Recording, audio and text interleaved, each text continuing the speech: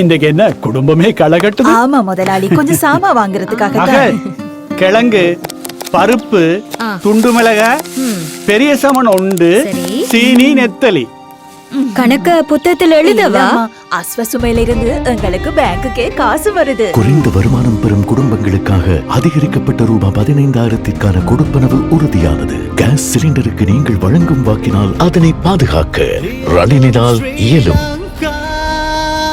அனைத்து விதமான பிரச்சனைகளுக்கும் 11 நாட்களில் தீர்வு காண ஸ்ரீ மாரியம்மன் ஜோதிட நிலையம். தொடர்புகளுக்கு 0091 990 816 585 6.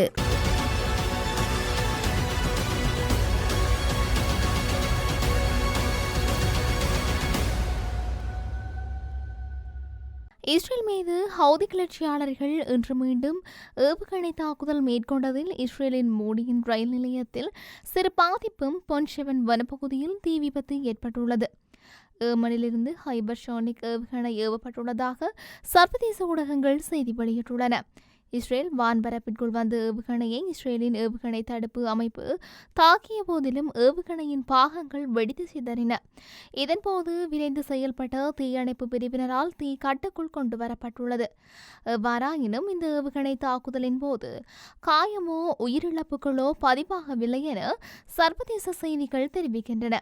இந்த தாக்குதலை தொடர்ந்து ஹவுதி கிளர்ச்சியாளர்களின் தாக்குதலுக்கு தக்க பதிலடி கொடுக்கப்படும் என்று இஸ்ரேல் பிரதமர் பெஞ்சமின் நெதன்யாகு ஆவேசமாக கூறியுள்ளார்.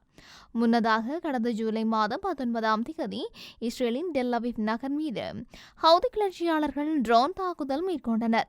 இந்த தாக்குதலில் ஒருவர் உயிரிழந்துள்ளார். இந்த தாக்குதலுக்கு பதிலடியாக ஏமனின் ஹவுதி கிளர்ச்சியாளர்கள் கட்டுப்பாட்டில் உள்ள ஹைடோ துறைமுகம் மீது கடந்த ஜூலை 20ஆம் தேதி இஸ்ரேல் விமானப்படை மேற்கொண்ட தாக்குதலில் 6 உயிரிழந்தனர். ரஷ்ய ஜனாதிபதி புடின் போர் அச்சுறுத்தல் குறித்து நிருபர்கள் கேள்விக்கு அமைதியாக இருங்கள் என அமெரிக்க ஜனாதிபதி ஜோ பைடன் கண்டிப்புடன் தெரிவித்துள்ளார். உக்ரைன் மீது நீண்ட நாட்களாக ரஷ்யா தாக்குதல் நடத்தி வருகின்றது.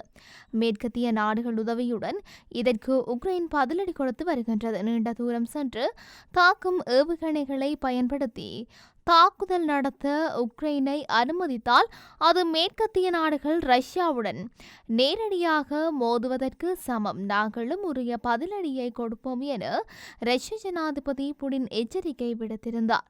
இந்த நிலையில் அமெரிக்க ஜனாதிபதி ஜோ பைடன் மற்றும் பிரிட்டிஷ் பிரதமர் ஹெட் ஸ்மார்ட்டர் ஆகியோர் வாஷிங்டனில் உள்ள வெள்ளை மாளிகையில் செய்தியாளர்களை சந்தித்தனர்.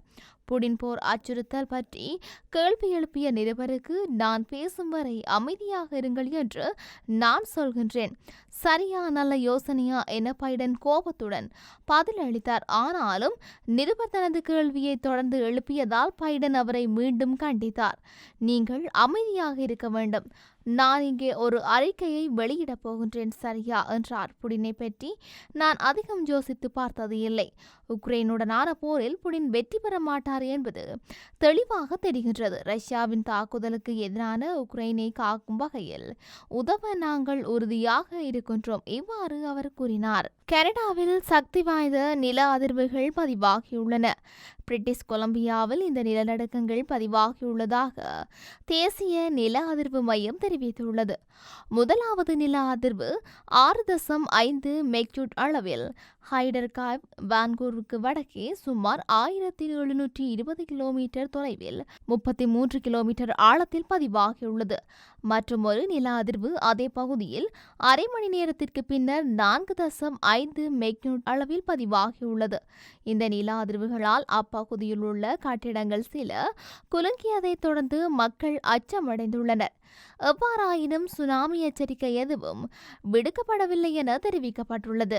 எதிர்வரும் 21ஆம் தேதி இலங்கையில் ஜனாதிபதி தேர்தலை கருத்தில் கொண்டு இலங்கைக்கு செல்லும் அமெரிக்க பிரஜைகளை எச்சரிக்கையுடன் செயல்படுமாறு அமெரிக்க ராஜாங்க திணைக்களம் அறிவித்துள்ளது. இலங்கைக்கான தமது புதிய பயண ஆலோசனையின் இந்த விடயம் தெரிவிக்கப்பட்டுள்ளது. அதன்படி இலங்கை ஜனாதிபதி தேர்தல் காலப்பகுதியில் தேர்தலுக்கு முன்னரான காலப்பகுதியிலும் அதற்கு பின்னரான காலப்பகுதியிலும் ஆர்ப்பாட்டங்கள் முன்னெடுக்கப்படலாம் எனவும் அந்த ஆலோசனையில் குறிப்பிடப்பட்டுள்ளது. ஆர்ப்பாட்டத்தில் ஈடுபட்டவர்களை கலைப்பதற்கு காவல்துறையினர் கண்ணீர் புகை மற்றும் நேர்த்தாரை பிரயோகங்களை நடத்தக்கூடும் என்பதால் அமெரிக்க பிரஜைகள் எச்சரிக்கையாக செயல்படுமாறு அமெரிக்க ராஜாங்க திணைக்களம் தெரிவித்துள்ளது. ஏர் கனடா விவகாரத்தில் அரசாங்கம் தலையிடாது என கனேடிய பிரதமர் ஜஸ்டின் ட்ரூடோ கூறியுள்ளார். வேலைநிறுத்தம் அல்லது கதப்படைப்பை தவிர்ப்பதற்கான ஒப்பந்தத்தை எட்ட வேண்டிய பொறுப்பு ஏர் கனடா மற்றும் விமானிகள் சங்கத்தின் மீது உள்ளதாக மத்திய அரசாங்கத்தின் மீது அல்ல என்றும் அவர் கூறினார். ஏர் கனடா விமானிகள் சங்கத்தின் வேலைநிறுத்த எச்சரிக்கைகளுக்கு மத்தியில் வெள்ளிக்கிழமை மான்லீட் ஊடகவியலாளர் சந்திப்பில் உரையாற்றும் போது ட்ரூடோ இதனை கூறியுள்ளார். இதன்போது அவர் மேலும் கூறுகையில், வேலைநிறுத்தத்தால் விமான பயணத்தை நம்பியிருக்கும் மில்லியன் கணக்கான கனேடியர்கள் நாடு முழுவதும் உள்ள ஆயிரக்கணக்கான வணிகங்கள் பாதிக்கப்படாமல் இருப்பதை எப்படி கண்டறிவது என்பதை ஏர் கனடா மற்றும் விமானிகள் சங்கம் தான் செய்ய வேண்டும். ஏர் கனடா மற்றும் அவர்களின் விமானிகளை பிரதிநிதித்துவப்படுத்தும் தொழிற்சங்கம் பேச்சுவார்த்தையில் ஒரு ஒப்பந்தத்தை எட்டுவதற்கு கூட்டாட்சி அரசாங்கம் தொடர்ந்து அழுத்தம் கொடுத்து வருவதாகவும் ட்ரூடோ கூறினார். இந்நிலையில் ஏர்லைன் ஸ்பெல் அலோசியன் தொழிலாளர் பிரச்சினையில் உள்ள ஏர் கனடா விமானிகளை பிரதிநிதித்துவப்படுத்தும் தொழிற்சங்கம் வெள்ளிக்கிழமை ஏர் கனடாவுடன் ஒரு ஒப்பந்தத்தை உருவாக்க முயற்சிப்பதாக கூறுகின்றது. அதேவேளை ஞாயிற்றுக்கிழமை தீர்ப்பு எட்டப்படாவிட்டால் 5200 ஏர் கனடா விமானிகளை பிரதிநிதித்துவப்படுத்தும் ஏர்லைன் ஸ்பெல் அலோசியன் 72 மணி நேர கதவடைப்பு அல்லது வேலைநிறுத்த அறிவிப்பை வெளியிடலாம் என்று கூறப்படுகின்றது. கிழக்கு மற்றும் மத்திய ஐரோப்பாவில் ஏற்பட்டுள்ள வெள்ள பாதிப்பில் இதுவரை 8 பேர் உயிரிழந்துள்ளனர். கிழக்கு மற்றும் மத்திய ஐரோப்பாவில் பரவலாக ஏற்பட்ட வெள்ளத்தால் குறைந்தது 8 பேர் உயிரிழந்துள்ளனர். அத்துடன் மேலும் பலர் காணாமல் போயுள்ளனர். எதிர்வரும் நாட்களில் அதிக மழை பெய்யும் என்று எதிர்பார்க்கப்படும் நிலையில் ஆறுகளின் நீர்மட்டம் உயர்ந்து வருவதை போலீசார் உஷார்படுத்தியுள்ளனர். இந்த வெள்ள பாதிப்பில் ரொமேனியா செக் குடியரசில் இதுவரை 10,000 கணக்கான வீடுகள் சேதமடைந்துள்ளன.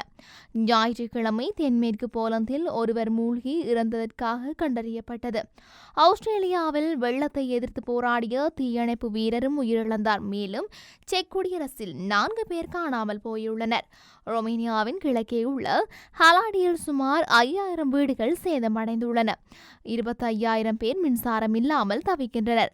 சில பகுதியில் ஒரு சதுர மீட்டருக்கு 160 லிட்டருக்கும் அதிகமான மழை பெய்துள்ளது குறிப்பிடத்தக்கது. பிரான்சில் இருந்து பிரித்தானியாவுக்கு ஆங்கில கால்வாயை கடக்க முயன்ற போது சிறு படகு ஒன்று கவிழ்ந்ததில் 8 புலம்பெயர் மக்கள் மரணமடைந்துள்ளதாக தகவல்கள் வெளியாகியுள்ளது. வெறும் 2 கிழமைக்குள் இந்த ஆண்டின் மிக மோசமான 2வது துயர சம்பவமாக இது பதிவாகியுள்ளது. சிறு படகுகளில் பிரித்தானியாவுக்கு படையெடுக்கும் புலம்பெயர் மக்களை கட்டுப்படுத்தும் நோக்கில் பிரித்தானியா மற்றும் பிரான்ஸ் அரசாங்கங்கள் பல ஆண்டுகளாக போராடி வருகின்றது. பிரான்சில் இருந்து சட்டவிரோதமாக பிரித்தானியாவுக்குள் நுழையும் பொருட்டு பல ஆயிரம் யூரோ தொகையை ஆட்கடத்தல் நபர்களுக்கு செலவிட்டு சிறு படகுகளில் இடம் பிடிக்கின்றனர்.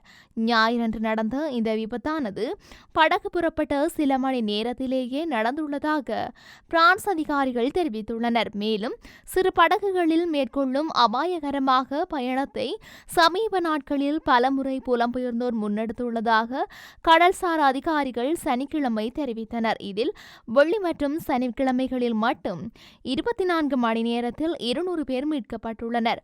வடக்கு பிரெஞ்சு கடற்கரையில் டசன் கணக்கான மக்களை ஏற்றிச் சென்ற படகு ஒன்று இந்த மாதம் கவிழ்ந்ததில் குறைந்தது 12 பேர் உயிரிழந்திருந்தனர். இதில் பெரும்பாலானோர் எரித்தியாவைச் சேர்ந்தவர் என்றே கூறப்படுகின்றது. இந்த ஆண்டு மட்டும் இதுவரை ஆங்கில கால்வாயை கடக்கும் முயற்சியில் 37 புலம்பெயர் மக்கள் இறந்துள்ளனர். 2023 இறப்பு எண்ணிக்கை வெறும் 12 என்றே கூறப்படுகின்றது. இதனிடையே இந்த ஆண்டின் தொடக்கத்திலிருந்து 22,000க்கும் மேற்பட்ட புலம்பெயர்ந்தோர் கால்வாயை கடந்து பிரித்தானியாவிற்கு வந்துள்ளனர் என்று அதிகாரிகள் தெரிவித்துள்ளது குறிப்பிடத்தக்கது.